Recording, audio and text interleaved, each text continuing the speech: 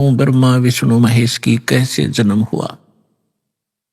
माँ अष्टंगी पिता निरंजन, ये जुम दारुण वंशन अंजन, पहले कीन निरंजन राई, पीछे से माया उपजाई, माया रूप देख अति शोभा, देव निरंजन तन मन लोभा, पेट से देवी करी पुकारा, हे साहिब मेरा करो उभारा, टेर सुनी तब ता हम आए, अष्टंगी के बंद छुड़वाए, धर्मराय की ने भोग विलासा, माया को रही तब आशा, तीन पुत्र अष्टंगी जाए, ब्रह्मा विष्णु शिव नाम धराए, तिनके सुत हैं तीनों देवा, ये अंदर जीव करते हैं सेवा, गुण तीनों की भक्ति में ये भूल पड़ो संसार, कहे कबीर निज नाम बिना कैसे उतरो पार, तीन देव की जो करते भक्ति, उनकी कदे ना होवे मुक्ति। आज से 600 वर्ष पहले परमात्मा ने कहा था कि गुण तीनों की भक्ति में, तीन गुण कौन, रजगुण ब्रह्मा, सतगुण विष्णु, तम गुण शिव जी, इन तीनों देवताओं की भक्ति में ये भूल पड़ो संसार, और कहें कबीर निज नाम बिना, यथार्थ मंत्र के बिना तुम कैसे उतरो पार, और तीन देव की जो करते भक्ति, उनकी कदे न होवे मुक्ति। जिस परम पिता को ये अज्ञानी, एक संस्कृत भाषा के ज्ञाता कहा करते, वो अविद्वान है, जुलाहा है, शूद्र है, मूर्ख है, इसने बोलना भी ना आता, भाषा का उच्चारण भी ठीक नहीं, ये क्या जाने सदग्रंथों के बारे में ये आलोचना करता है। गुण तीनों की भक्ति में ये भूल पड़ो संसार, कहे कबीर निज नाम बिना कैसे उतरो पार। गुण तीनों की भक्ति में, होय होय, तीन गुणों की भक्ति। अब ये गुण क्या है, यह समझ में ना रही थी इनका आज तक। तो परमात्मा ने बताया कि रजगुण ब्रह्मा, सतगुण विष्णु, तम गुण शिव कहावे रे, चौथे पद का मरहम न्यारा, वे तत्वदर्शी बतावे रे। अब तीन गुण कौन थे, भगवान ने 600 वर्ष पहले सिद्ध कर दिया कि तीन देव, तीन गुण, ब्रह्मा विष्णु महेश, इनकी जो भक्ति करते हैं उनकी कभी मुक्ति नहीं होगी। और हमारे दादे परदादे इन्होंने पूज पूज कर मर गए, तो क्या मुक्त हुए? वो नहीं हुए। आपको प्रमाण दिखाते हैं, श्रीमद देवी भागवत से हम सिद्ध करते हैं कि तीनों गुण कौन है।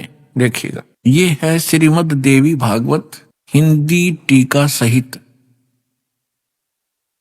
भाग 1। ये छपी कहां से है?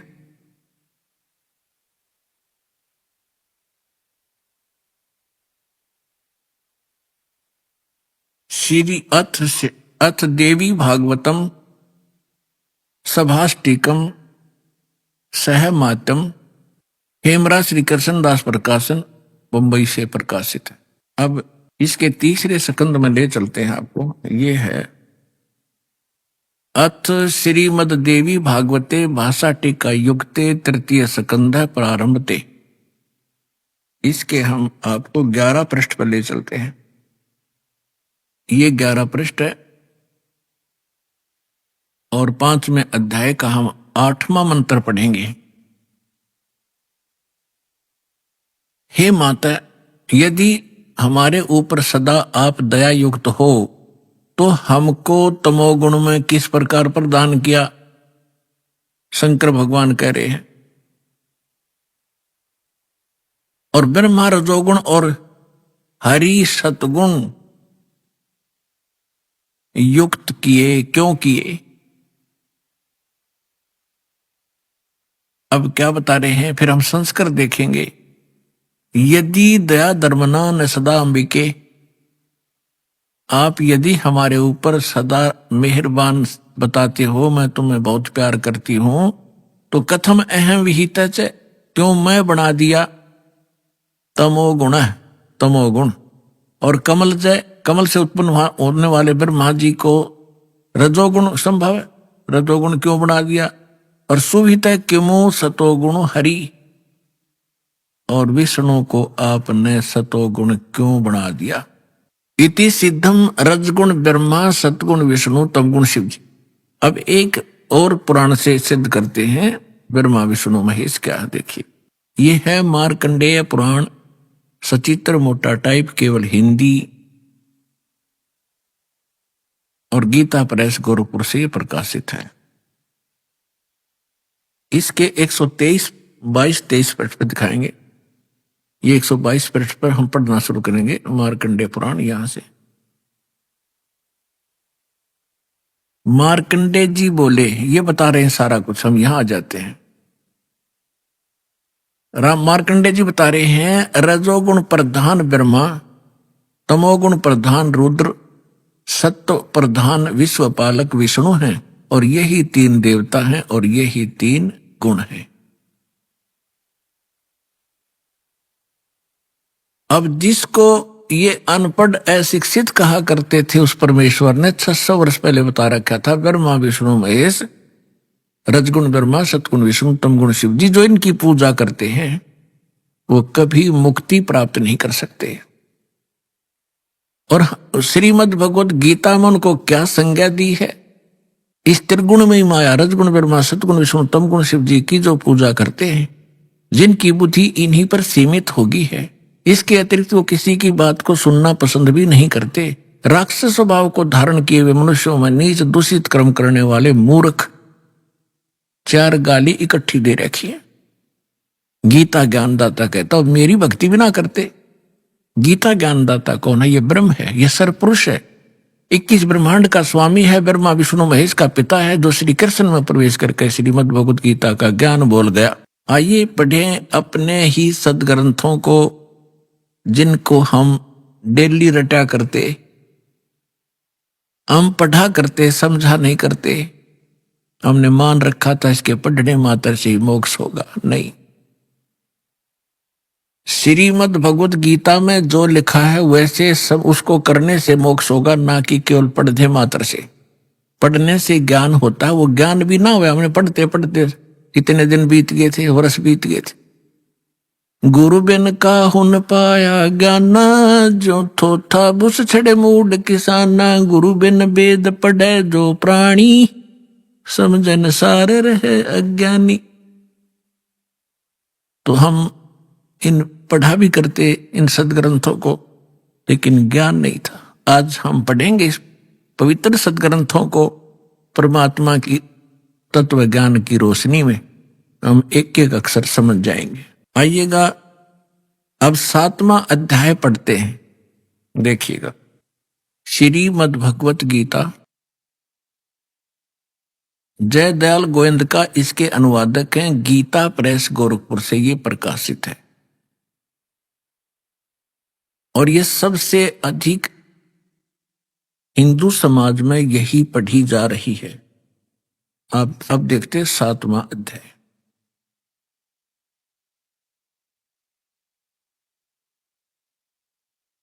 ये स्टार्ट है अथ 7वां अध्याय श्रीमद् भगवत गीता।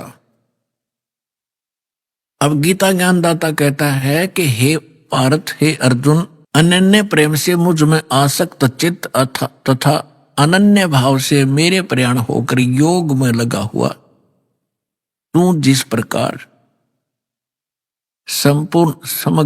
समग्रम संपूर्ण विभूति बल ऐश्वर्य गुण से युक्त सबके आत्म रूप माम मुझको संशय रहित जानेगा, उसको सुन। अब क्या कहता है गीता ज्ञानदाता? कहता है कि अब जो ज्ञान सुनाने जा रहा हूं, इसके जानने के बाद तुझे कोई शंका नहीं रहेगी मैं क्या हूं। आगे देखो, दूसरे श्लोक में कहा है 7वां अध्याय दूसरा मंत्र, मैं तेरे लिए इस विज्ञान सहित तत्व ज्ञान को, इस ज्ञान को, तत्व ज्ञान को पूर्णतः कहूंगा, जिसको जानकर संसार में और कुछ भी जानने योग्य शेष नहीं रह जाता। अब क्या बता रहा गीता ज्ञानदाता कि ऐसा ज्ञान सुना दूंगा, इसके बाद फिर कुछ जानने की जो आवश्यकता नहीं रहेगी। फिर देखिएगा इसमें क्या बताता है तीसरे मंत्र में, हजारों मनुष्यों में कोई एक सिद्धेय माने परमात्मा प्राप्ति के लिए प्रयत्न करता है, और प्रयत्न करने वालों में वाले सिद्धानाम साधकों में भी कोई एक मेरे प्राण होकर मुझको तत्व से वेती माने जानता है, तत्व से जानता है। ये क्या कह रहा है कि परमात्मा की प्राप्ति के लिए हजारों में से कोई ही भक्ति करना चाहता है, परमात्मा के प्रयत्न कर रहा है, उनमें से मेरे तक भी कोई एक आधा ही पहुंचता है, ना तो नीचे के देवी देवताओं तक ही सीमित रह जाते हैं। आगे देखो चौथा और पांचवें का इकट्ठा अनुवाद है, पृथ्वी जल अग्नि वायु और आकाश मन बुद्धि और अहंकार, इस प्रकार यह 8 प्रकार से विभाजित मेरी प्रकृति है। यह 8 प्रकार से भेद वाली तो अपरा मेरी जड़ प्रकृति है, और हे मां भाव इससे दूसरी जिससे ये संपूर्ण जगत धारण किया जाता है, मेरी जीव रूपा चेतन प्रकृति जान। अब यहां 2 से दोगे, 2 प्रकृति है। एक तो इन्होंने बता दिया 5 तत्व और मन बुद्धि और अहंकार, ये 8 प्रकार से बनी प्रकृति। दूसरी बता रहे हैं ये चेतन प्रकृति, ये दुर्गा है। दुर्गा, अब देखो ये सिद्ध हो रहा है कि दुर्गा को भी प्रकृति कहते हैं, और आप जी को बहुत बार इन सदग्रंथों में प्रमाणित किया है। जैसे श्री देवी भागवत सचित्र मोटा टाइप गीता प्रेस गोरखपुर से प्रकाशित के तीसरे स्कंद में 123 पृष्ठ पर विष्णु जी कहते हैं अपनी मां के विषय में। अब पुण्यात्माओं ये सारे कंसेप्ट साथ साथ क्लियर करने पड़ेंगे, क्योंकि बहुत से श्रोता प्रथम बार आते हैं तो उन्होंने ये ज्ञान गहनता से सुना नहीं होता ध्यान से, और थोड़ा बहुत सुन लेते हैं, पुण्यात्मा शीघ्र प्रेरित हो जाते हैं, वो आते हैं। तो यहां इनको बैठकर सुनने का समय मिलता है 2 घंटे सुबह 2 घंटे शाम को, तो इसलिए यहां एक विशेष विस्तार के साथ ये ज्ञान सुनाया जाता है। ये श्रीमद देवी भागवत देखिएगा, सचित्र मोटा टाइप हिंदी, गीता प्रेस गोरखपुर से प्रकाशित है, और परमात्मा चाहने वाले हिंदुओं के घरों पर यह लगभग रखी पाओगी। ये है संक्षिप्त श्रीमद देवी भागवत सचित्र मोटा टाइप केवल हिंदी, हनुमान प्रसाद पोदार चमनलाल गोस्वामी, और गीता प्रेस गोरखपुर से प्रकाशित है। इसके 123 पृष्ठ पर पढ़ने पर्याप्त है। 123 पृष्ठ, तीसरा स्कंद, संक्षिप्त देवी भागवत। तुम शुद्ध स्वरूपा हो, यह सारा संसार तुम ही से उद्भासित हो रहा है। मैं ब्रह्मा और शंकर हम सभी तुम्हारी कृपा से विद्यमान हैं। हमारा आविर्भाव माने जन्म, तिरोभाव माने मृत्यु हुआ करता है। हमारा तो जन्म मृत्यु होता है, केवल तुम ही नित्य हो, जगत जननी हो, प्रकृति और सनातनी देवी हो। भगवान शंकर बोले यदि भगवान विष्णु तुमसे प्रकट हुए हैं तो उनके बाद उत्पन्न होने वाले ब्रह्मा भी तुम्हारी बालक हुए, फिर मैं तमोगुणी लीला करने वाला शंकर क्या तुम्हारी संतान नहीं हुआ? अर्थात मुझे भी उत्पन्न करने वाले तुम ही हो। शिवे, संपूर्ण संसार की सृष्टि करने में तुम बड़ी चतुर हो। शिवे, शिवे भी कहा इसको। इस संसार की सृष्टि, स्थिति और संहार में तुम्हारे गुण सदा समर्थ हैं। उन्हीं तीनों गुणों से उत्पन्न हम, तीनों गुणों, रजगुण ब्रह्मा, सतगुण विष्णु, तम गुण शिव जी, उन्हीं तीनों गुणों से उत्पन्न हम ब्रह्मा विष्णु एवं शंकर नियमानुसार कार्य में तत्पर रहते हैं। अब ये क्या सिद्ध हो गया?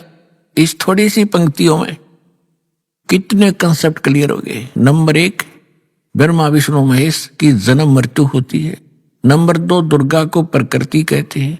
नंबर 3 ब्रह्मा विष्णु महेश की माता दुर्गा है। और नंबर 4 रजगुण ब्रह्मा, सतगुण विष्णु, तमगुण शिव जी। नंबर 5 ये केवल वर्क डन ही दे सकते हैं, जैसा कर्म जीव ने किया उसमें कोई परिवर्तन नहीं कर सकते, नियमित कार्य ही कर सकते।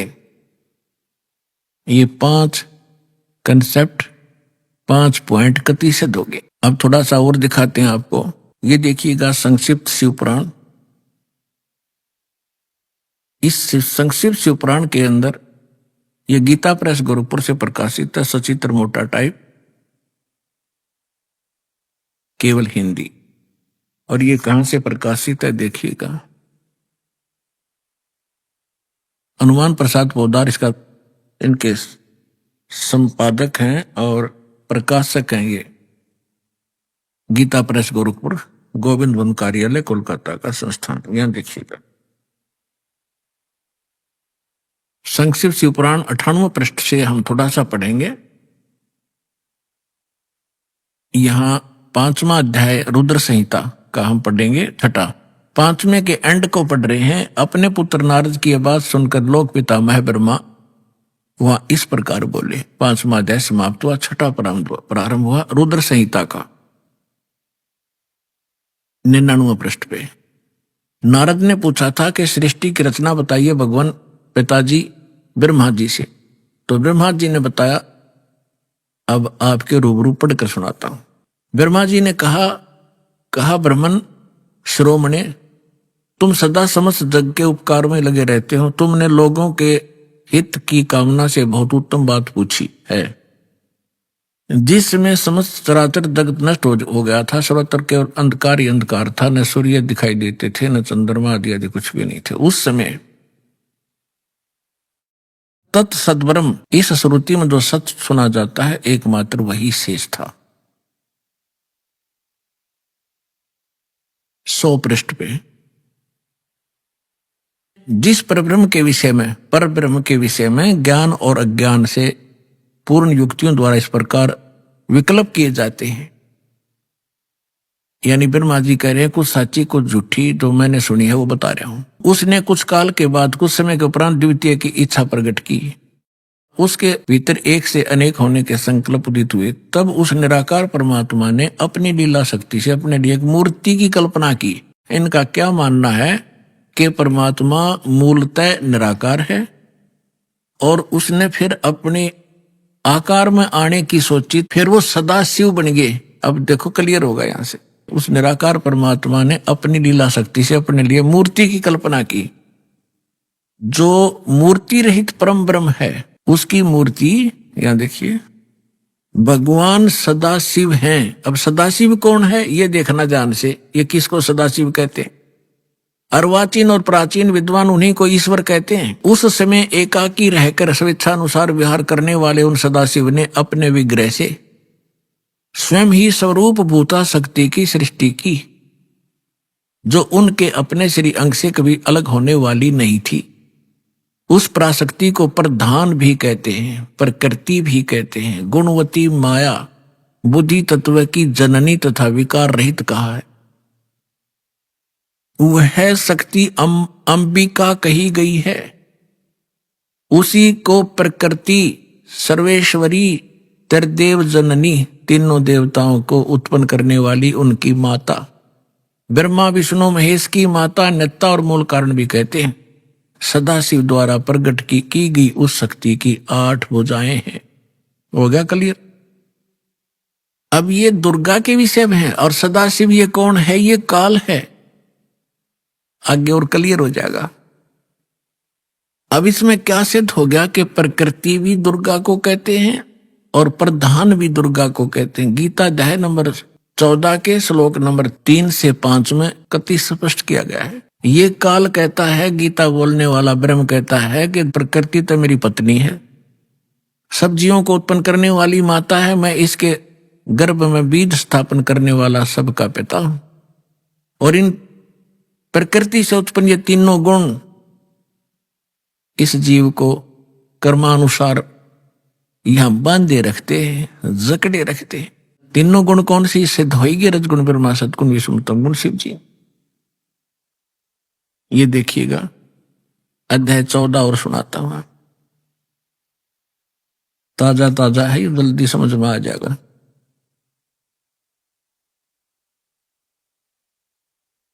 ये देखिएगा, श्रीमद् भगवत गीता अध्याय नंबर 14 का और श्लोक नंबर 3 में, हे अर्जुन, मेरी महत माने प्रधान ब्रह्म, मेरी महत रूप मूल प्रकृति संपूर्ण भूतों की योनि अर्थात गर्भाधान स्थान है। मैं उस योनि में चेतन यानी गर्भ को स्थापन करता हूं। उसके संयोग से, जड़ इतने से नहीं, सब भूतों की, सब प्राणियों की उत्पत्ति होती है। 4 में क्या कहा है, हे अर्जुन, नाना प्रकार की सब योनियों में जितनी मूर्तियां अर्थात शरीरधारी प्राणी उत्पन्न होते हैं, प्रकृति यानी दुर्गा उन सब की गर्भ धारण करने वाली माता है और मैं बीज स्थापन करने वाला पिता हूं।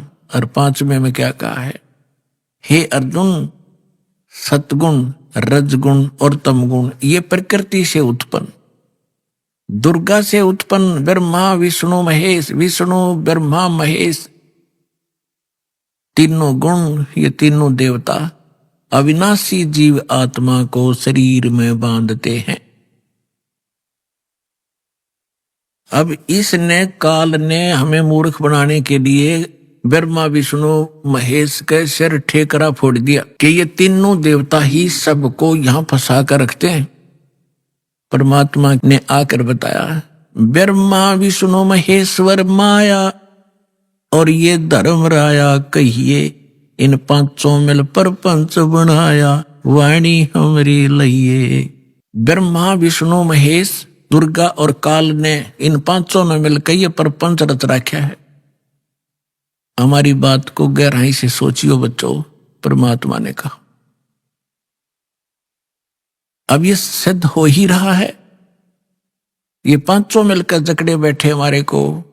इन पांचों मिल जीव अटकाए, युगन युगन हम आन छुटाए, बंदी छोड़ हमारा नामम, अजर अमर है अस्थिर ठामम, अमर करूं सतलोक पठाऊं, ताते बंदी छोड़ कहाऊं। अब हम यहाँ अपने अपवित्र शिव पुराण को हमने फिर उठा लिया, श्रीमद् भगवत गीता को रख दिया, उसमें से इतना ही लेना था। अब देखिएगा, ये संक्षिप्त शिव पुराण हम पढ़ रहे हैं और 100 पृष्ठ पे पढ़ रहे थे। यहां आगे थे हम,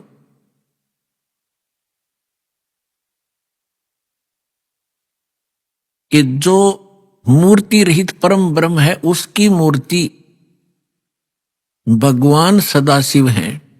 अर्वाचीन और प्राचीन विद्वान उन्हीं के ईश्वर कहते हैं। उस समय एकाकी रहकर स्वेच्छानुसार विहार करने वाले सदाशिव ने अपने विग्रह से स्वयं ही एक स्वरूप भूता शक्ति की सृष्टि की, जो उनके अपने श्रीअंग से कभी अलग होने वाली नहीं थी। उस पराशक्ति को अपने विग्रह माने शरीर से निकाली दुर्गा को, ये खुद मान रहे हैं। पुण्यात्मा परमात्मा आए थे, ब्रह्मा जी को मिले, विष्णु जी को मिले, शिव जी को मिले। पहली बार तो इन्होंने ज्ञान सुना ढंग से। परमात्मा ने सबसे पहले ब्रह्मा को सृष्टि रचना आदि सुनाई थी, पहले उसने ठीक माना, बाद में काल ने उसके अंदर प्रवेश करके बुद्धि भ्रष्ट कर दी कि ये झूठ बोलता है, मन गणत कहानियां हैं, वेद सर्वश्रेष्ठ है, इसके अतिरिक्त कोई बातें मत मानो। तो इस ब्रह्मा जी ने कुछ तो परमात्मा से प्राप्त ज्ञान और कुछ फिर अपने अज्ञान के आधार से ये ज्ञान सुनाना चाहा, तो फिर भी सच्चाई छुपी नहीं। ये क्या कहना चाहते हैं कि श्री सदाशिव पहले निराकार था, फिर सदाशिव बन गया। उसने अपने शरीर से एक शक्ति निकाल ली, वह प्रकृति कलाई, उसी को जगदम्बिका कहते हैं। तीनों देव की जननी ब्रह्मा विष्णु महेश की माता और उसकी 8 भुजाएं। यहां कर दिया ना डंगा इसने। और परमात्मा ने पहले ही बता रखा है कि जैसे दास ने सृष्टि रचनामा आपको बहुत बार सुना है, उसमें आप खूब समझ चुके होंगे, तो उसी का कुछ अंश लेकर इसने यहां मिलावट की है। देखिएगा, उस समय एकाकी रहकर स्वेच्छा अनुसार विहार करने वाले सदाशिव ने अपने विग्रह से स्वयं ही एक स्वरूप भूता शक्ति की सृष्टि की, जो उनके अपने श्री अंग से कभी अलग होने वाली नहीं थी। उस पराशक्ति को प्रधान प्रकृति गुणवती माया बुद्धि तत्व की जननी विकार रहित बताया गया। वह शक्ति अंबिका दुर्गा कही गई है। उसी को प्रकृति सर्वेश्वरी त्रिदेव जननी नित्य मूल कारण भी कहते हैं। सदाशिव द्वारा प्रकट की गई उस शक्ति की 8 भुजाएं होगी क्लियर। नाना प्रकार के आभूषण उसके श्री अंग की शोभा बढ़ाते हैं। श्री अंगों की वह देवी नाना प्रकार की गतियों से संपन्न है और अनेक प्रकार के अस्त्र शस्त्र धारण करती है। एकाएकनी होकर भी वह माया संयोग वसात अनेक हो जाती है। वे जो सदाशिव हैं, अब ये डेफिनेशन है उस काल की, ब्रह्मा जी बता रहे हैं और अपने सदग्रंथों में लिखा है, देखिएगा। वे जो सदाशिव हैं उन्हें परम पुरुष ईश्वर शिव शंभु और महेश्वर कहते हैं।